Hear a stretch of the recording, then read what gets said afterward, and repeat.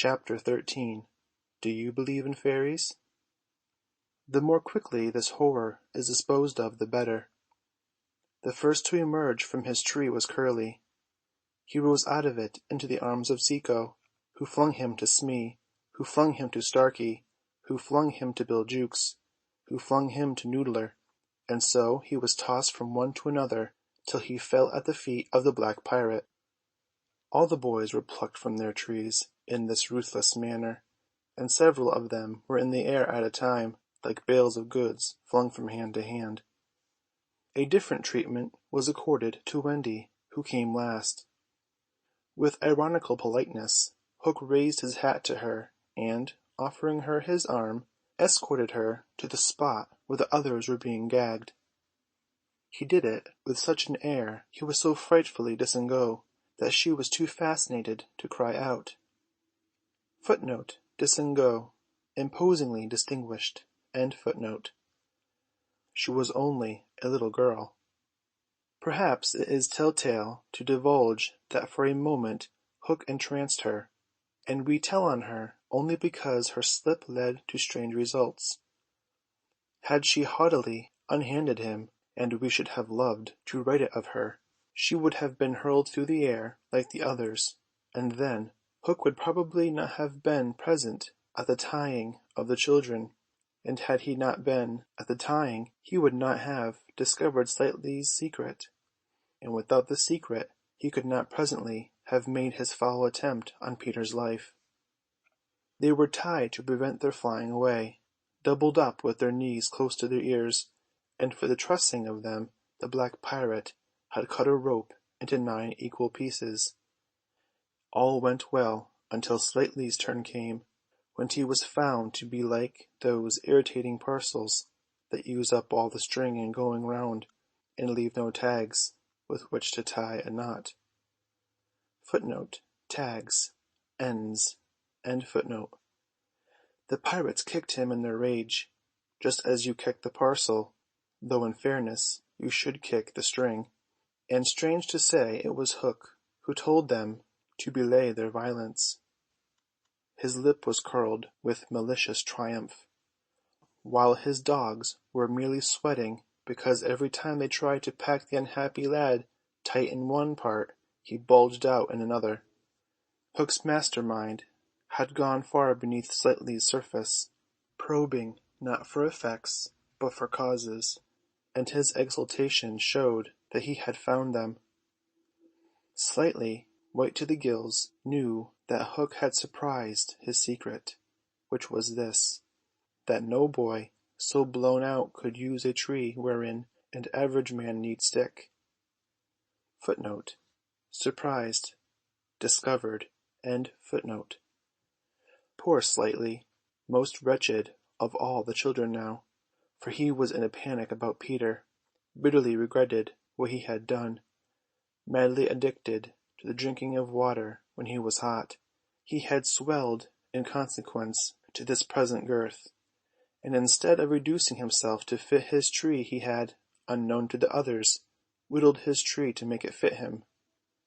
Sufficient of this, Hook guessed to persuade him that Peter at last lay at his mercy, but no word of the dark design that now formed in the subterranean caverns of his mind crossed his lips. He merely signed that the captives were to be conveyed to the ship, and that he would be alone. How to convey them? Hunched up in their ropes, they might indeed be rolled down the hill like barrels, but most of the way lay through a morass. Again Hook's genius surmounted difficulties.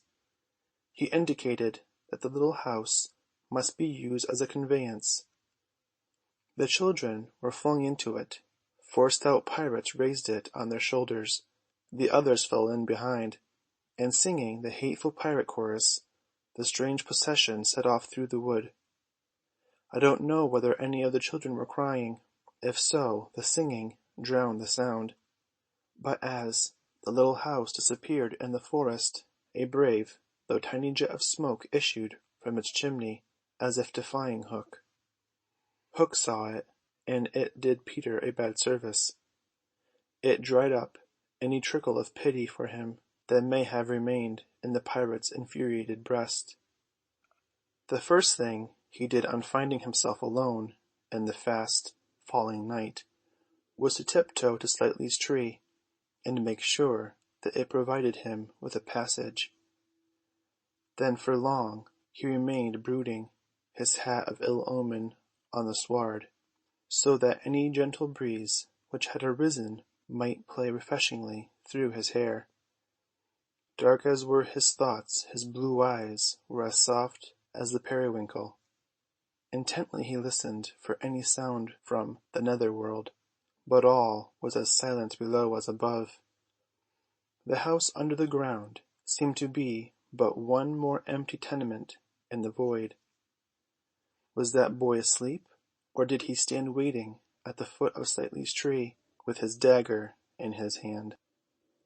There was no way of knowing, save by going down. Hook let his cloak slip softly to the ground, and then biting his lips until a lewd blood stood on them, he stepped into the tree. He was a brave man, but for a moment he had to stop there and wipe his brow, which was dripping like a candle. Then silently he let himself go into the unknown. He arrived unmolested at the foot of the shaft, and stood still again, biting at his breath, which had almost left him. As his eyes became accustomed to the dim light, various objects in the home under the trees took shape, but the only one on which his greedy gaze rested, long sought for and found at last, was the great bed. On the bed lay Peter, fast asleep. Unaware of the tragedy being enacted above, Peter had continued, for a little time after the children left, to play gaily on his pipes, no doubt rather a forlorn attempt to prove to himself that he did not care.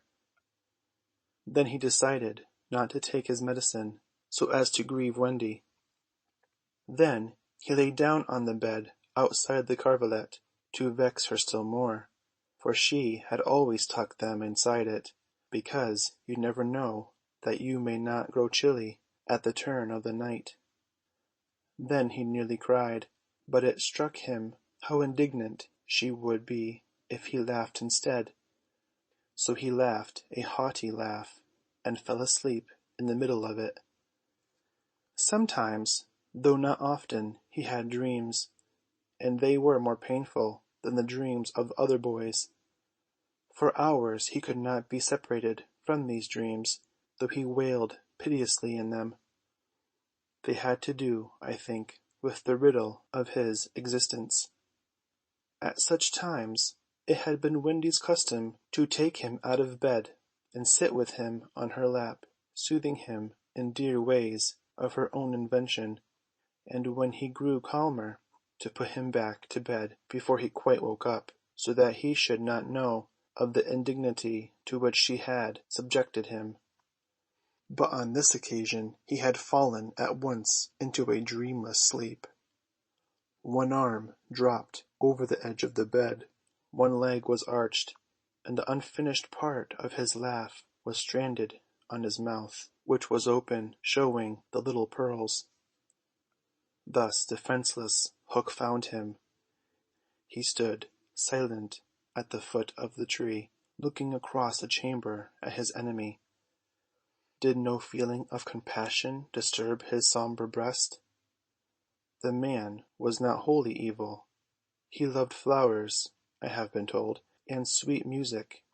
He was himself no mean performer on the harpsichord, and let it be frankly admitted, the idyllic nature of the scene stirred him profoundly.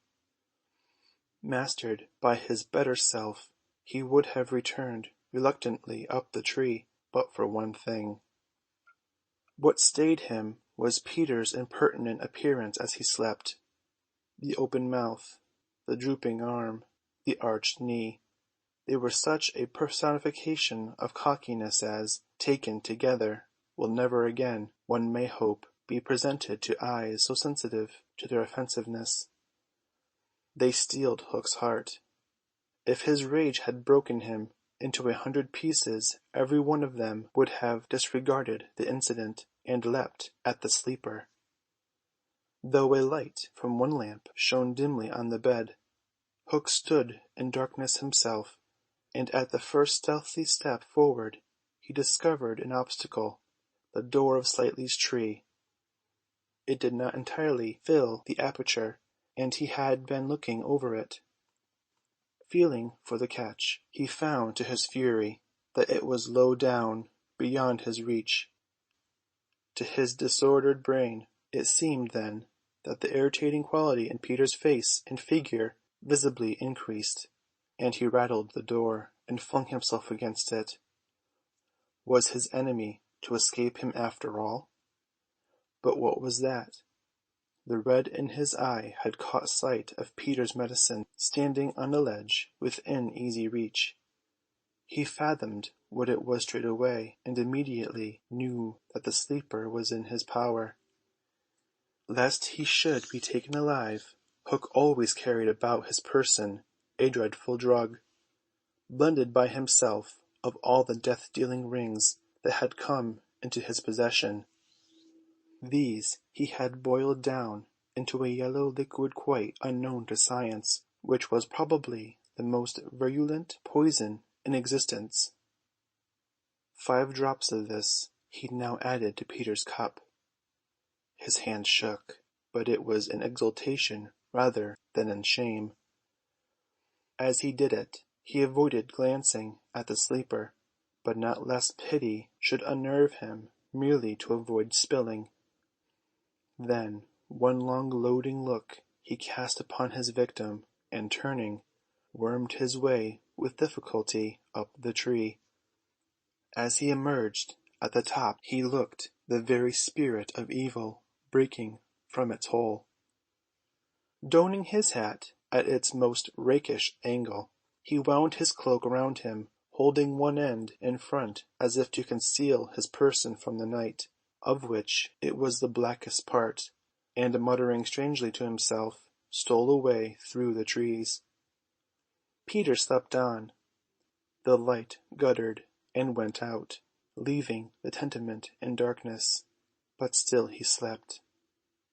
Footnote: guttered, burned to edges. End footnote.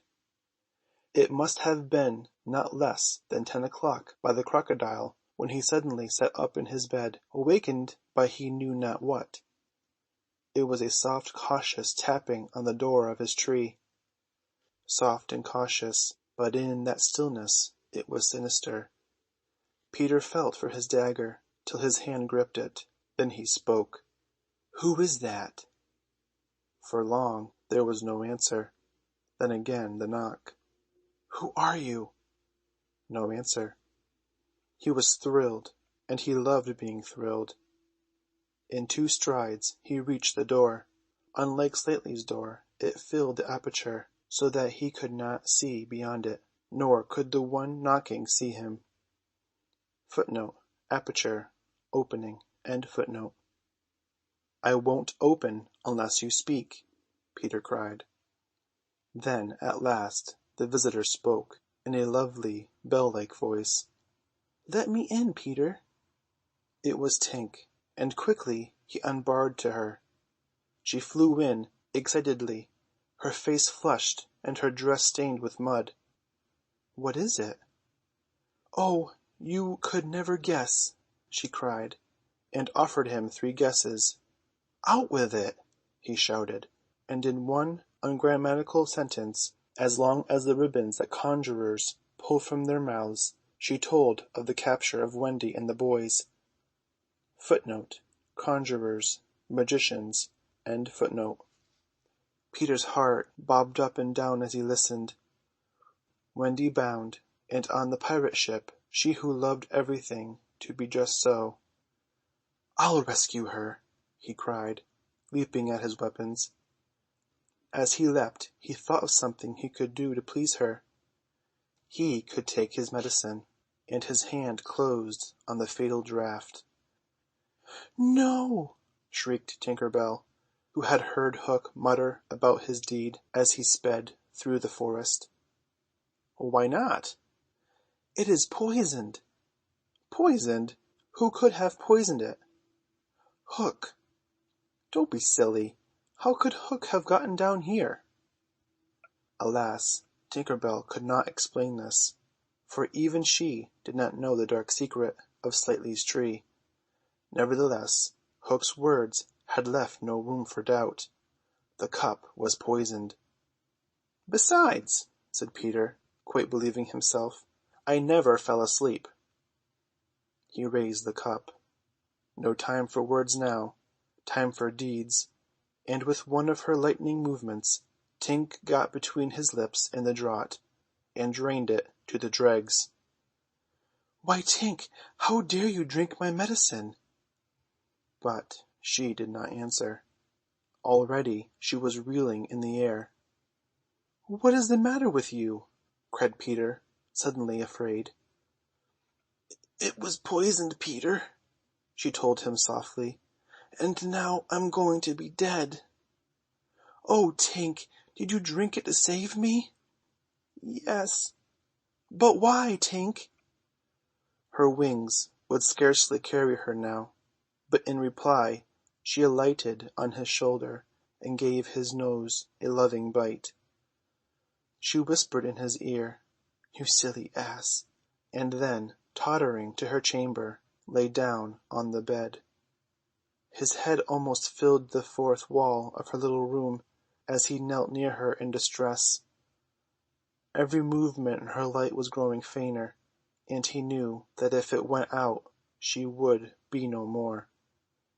She liked his tears so much that she put out her beautiful finger and let them run over it.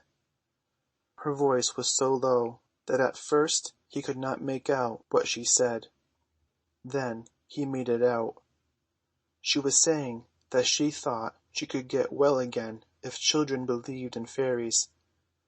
Peter flung out his arms. There were no children there, and it was night time, but he addressed all who might be dreaming of the Neverland, and who were therefore nearer to him than you think. Boys and girls in their nighties, and naked papooses in their baskets hung from trees. "Do you believe?" he cried. Tink sat up in bed, almost briskly, to listen to her fate. She fancied she heard answers in the affirmative, and then again she wasn't sure. "What do you think?" she asked Peter. "If you believe," he shouted to them, "clap your hands. Don't let Tink die." Many clapped. Some didn't. A few beasts hissed. The clapping stopped suddenly, as if countless mothers had rushed to their nurseries to see what on earth was happening, but already Tink was saved. First her voice grew strong, then she popped out of bed, then she was flashing through the room more merry and impudent than ever. She never thought of thanking those who believed, but she would have liked to get at the ones who had hissed. "And now to rescue Wendy." The moon was riding in a cloudy heaven when Peter rose from his tree, begirt with weapons and wearing little else, to set out upon his perilous quest.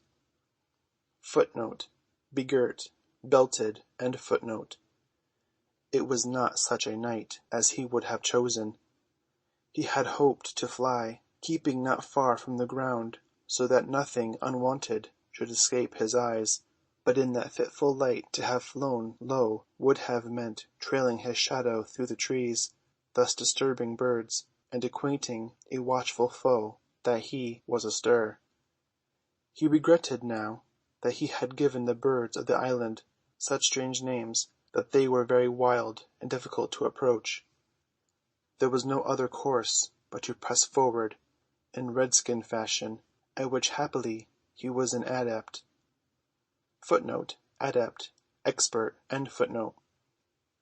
But in what direction? For he could not be sure that the children had been taken to the ship. A light fall of snow had obliterated all footmarks, and a deathly silence pervaded the island, as if for a space nature stood still in horror of the recent carnage. He had taught the children something of the forest lore that he himself learned from Tiger-Lily and Tinker Bell, and knew that in their dire hour they were not likely to forget it. Slightly, if he had an opportunity, would blaze the trees, for instance.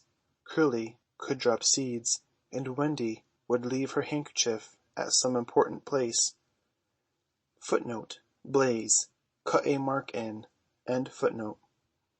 The morning was needed to search for such guidance, and he could not wait. The upper world had called him, but would give no help. The crocodile passed him, but not another living thing, not a sound, not a movement, and yet he knew well that sudden death might be at the next tree, or stalking him from behind. He swore this terrible oath: "Hook or me this time."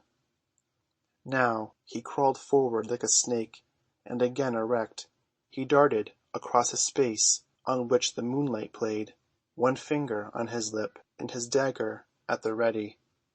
He was frightfully happy.